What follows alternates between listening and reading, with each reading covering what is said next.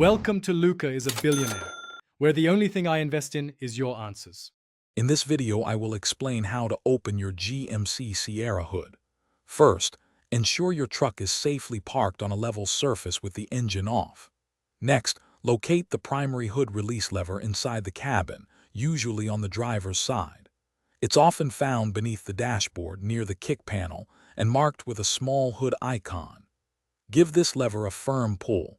You should hear a clear pop from the front of your truck, indicating the initial latch has disengaged. Now, walk to the front of your Sierra. Carefully look into the small gap between the front edge of the hood and the grille. Here, you'll need to find the secondary safety latch. This mechanism is usually located slightly off-center, or sometimes directly under the center of the hood. You might need to gently slide your hand into the gap and feel around for a small lever or a tab to locate it. Once you've located the secondary safety latch, you'll need to either push a small lever to the side, typically to the left, or lift a small tab, depending on your Sierra's model.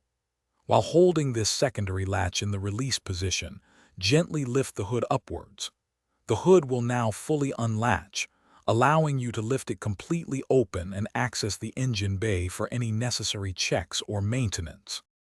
To keep the hood safely open while you work, locate the metal prop rod. This rod is typically attached to the underside of the hood or found near the front of the engine bay. Take the end of the prop rod and insert it firmly into its designated slot, usually on the fender or engine bay. Make sure it is securely in place. Some newer Sierra models may have gas struts that automatically hold the hood open, eliminating the need for a prop rod. Thanks for watching and please subscribe. It's the best investment you'll ever make.